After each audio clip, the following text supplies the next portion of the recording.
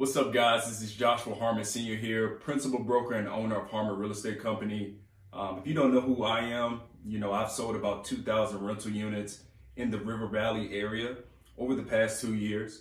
A lot of experience, a lot of trials, a lot of tribulations, but a lot of lessons, a lot of insight that I've gained on multifamily specifically. So this segment, anytime you're tuning into the Harmon Real Estate Company commercial page, whether you're looking at YouTube or Facebook or any other platform, we're going to talk about specifically multifamily real estate. My clients have given me a lot of insight, and a lot of the deals that I've been involved in, I've learned a lot over the course of time, how to finance deals, how to analyze those deals, how to raise money, how to even find the deal. I've learned a lot of being a broker, but also being an investor myself. I owned real estate before I ever had my license. Today I want to start this segment off on ways to finance a deal. I'm going to go every week in 2021. I'm going to do a video and educate you guys a little bit on how to buy a multifamily property, whether you're a small investor just looking to create financial freedom, and so you don't have to work as much your 9-to-5 job or to retire from your 9-to-5 job, or if you're a large investor looking to syndicate deals, really scale your portfolio to thousands of units. I have several clients who have achieved that. So I can shed a lot of insight and give you some education on how you continue to do that. So today we're going to talk about how to finance a deal, ways to finance a deal.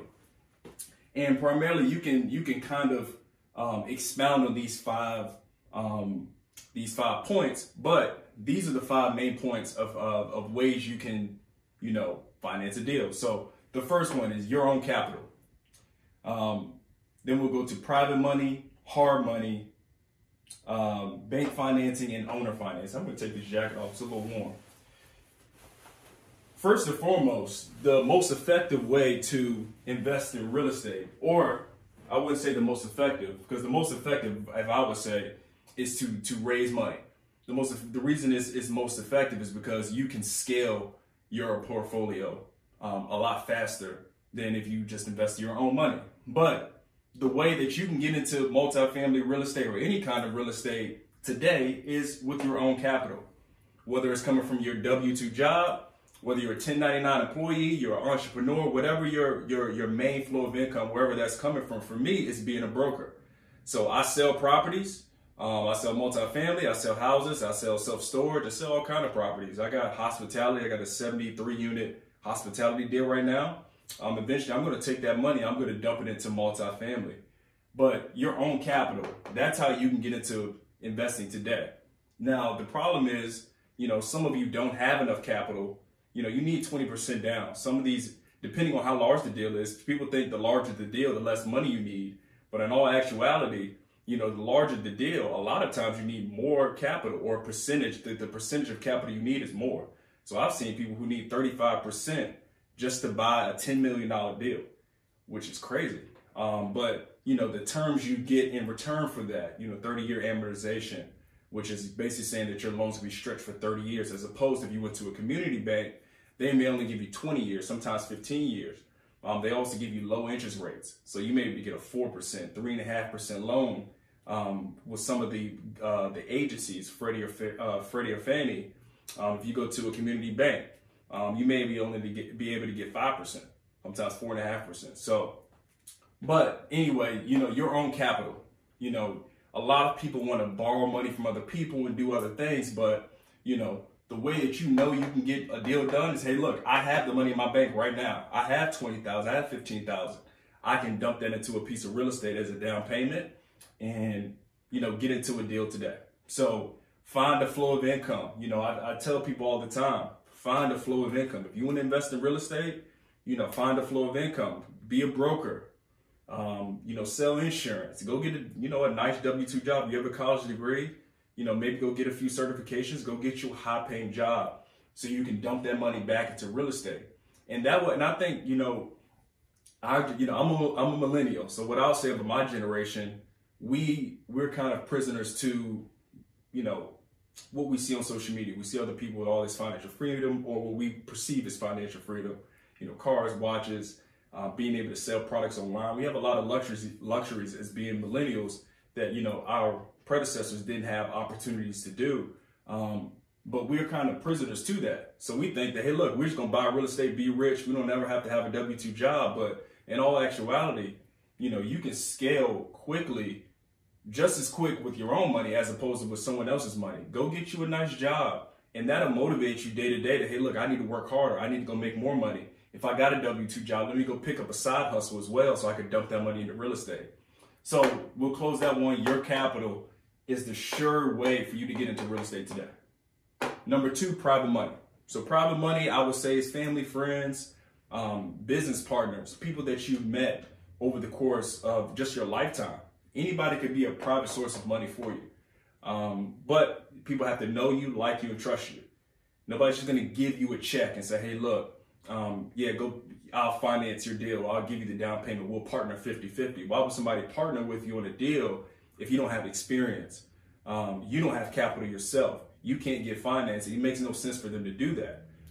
So private money is a great way to do that. Maybe you have a family member who has a 401k that over the course of their lifetime, they've seen go up and down. But we know real estate, it's always going up in value. So you can always sit down with a family member who may have had a steady W-2 job over the course of their lifetime and say, hey, look, let's invest in real estate together. I've got this deal. You want to present them with a deal.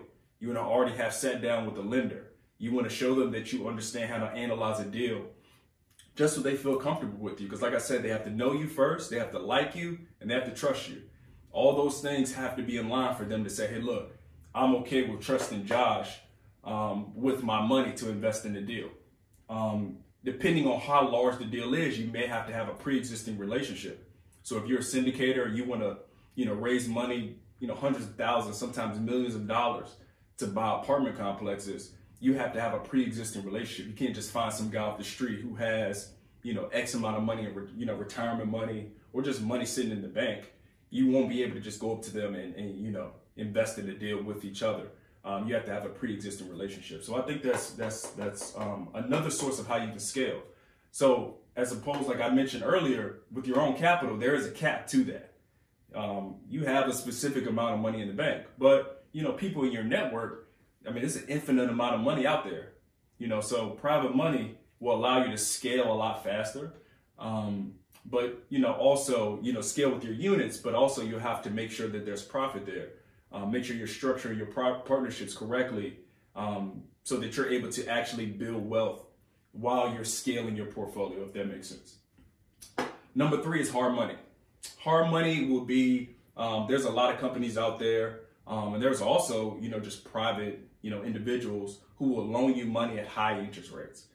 So if you have a heavy value add deal, so let's just say it's a 10-unit property, all of the units need renovation, it's completely vacant, whatever that distress is on that property, a hard money lender sometimes will finance your entire purchase or sometimes just give you the money for a down payment. Today, it's a lot harder to get hard money just because of the climate we're in the economy. They're still requiring you to come down with a down payment with hard money, where as opposed to in the past, they may have given you hard money with no money down. This, hard money is more predicated on the deal. So it's more predicated on the deal. Is this a good deal?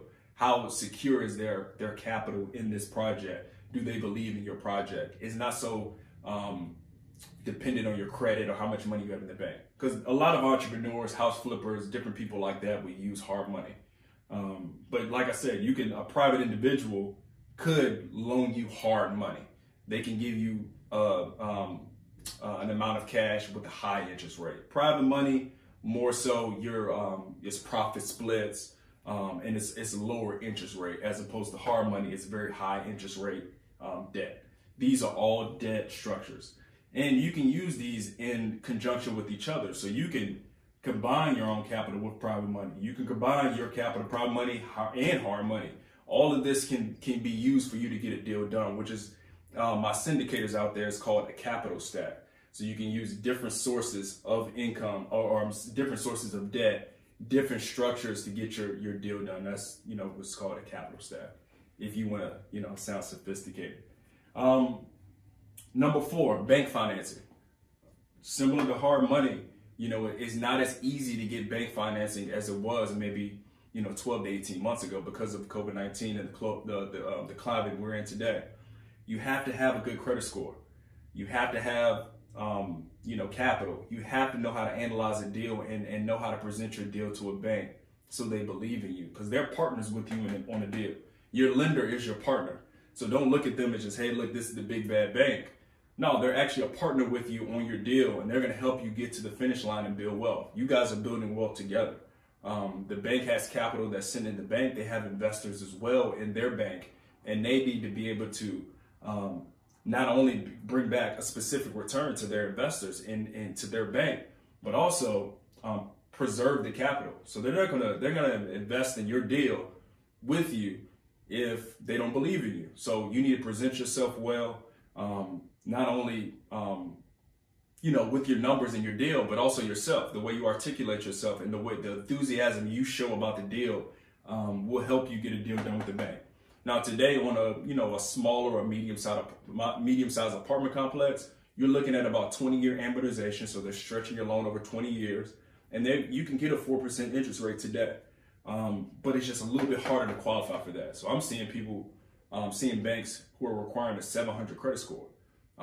Which is, is a high credit score in my opinion, as opposed to 12 to 18 months ago. You could have had a 650, which is an average credit score to me, and get those same terms that you would get with a 700 credit score. The last one is owner financing. I wouldn't say owner financing is dead, because, I think owners today, in the stress that they're going through, are more prone to give owner financing because they don't want to deal with some of these deals. Some of these properties are inherited. Some of these owners are legacy owners. So they've owned these properties for 10, 15, 20, 30 years, and they want to get out. They've realized all the tax benefits. They've realized cash flow. And now the last step is to sell that property and get their equity out of that property. Let's just say we got an owner who has a property completely paid off, and we think is worth $1 million, and they're going to sell it to you for $900,000 or $950,000. Or whatever that price is going to be. That's just equity sitting in a building. They want to get that capital out, and they can actually retire with that money, or they can take that money, put it in the stock market, put it into a different asset. So you may see some owners today, and I've seen a lot more today as opposed to maybe 6 months ago, even 3 months ago, people willing to owner finance just because they have other aspirations. But also with owner financing, they're a partner in with you on that deal. So let's just say they're going to owner finance you 20%, and they're going to take away there. So if they owner finance 20%, you could potentially take this deal to a bank and have a very low to no down payment, potentially. Depending on who you are, your credit have to be in line and different things like that. But you could potentially do no down payment or a low down payment on a deal if someone is willing to owner finance 20%. I've seen people willing to owner finance an entire deal. It's like a 45-unit deal, and the owner wanted to finance the whole thing. They didn't want to operate the deal anymore because they're just getting older, but they said, hey, look, with the right person and somebody I believe in, I'd owner finance, a large chunk of this deal if they give me a down payment. And what that's going to do for an owner, it's going to defer their tax implications. So if they're only going to take out 10% of their equity and finance 90% of the deal to you, they're only paying taxes on 10% of the deal. They're going to continue to get monthly distributions from you, the buyer, if they owner finance it to you. So they're going to still get that monthly cash flow, but they're only going to have to pay 10% taxes on 10% that they take out in equity, for example, on that deal. So like I said, you can stack several of these or all of these together to get a deal done. More than likely, you're going to have to bring your own capital and do bank financing. If you have a great network, you may want to do private money and do bank financing. If you got a lot of capital, you may say, hey, look, I want to do my own money, private capital, and see if the owner will finance it to me, because the bank just won't lend me on this project because there's so much distress, too many units vacant or whatever. So yeah, that's our video for today, ways to finance a deal. If you want to get in contact with me, you get in contact with me at info@harmonrealestatecompany.com, or you can call 479-719-0344. We're actually going to be doing weekly Zoom calls where we're going to do strategy sessions with you guys. So we're gonna give you an invite to do a Zoom call with me personally. I'm gonna use my experience. You're gonna tell me your situation, and we're gonna try to put a strategy plan together so you can get invested in real estate sooner than later. And if you're a more savvy investor, you don't really need a plan. You just want to discuss how we can partner together to find you your next acquisition. I'd love to do that as well. So contact us, info@harmonrealestate.com, or call or text me at 479-719-0344. If you're looking at this on Facebook, please like our Harmon Real Estate commercial page. That tells us that you want us to continue to do these videos, continue to push our content. So please like our page, like this post, share it. I appreciate your time, and we'll see you next time.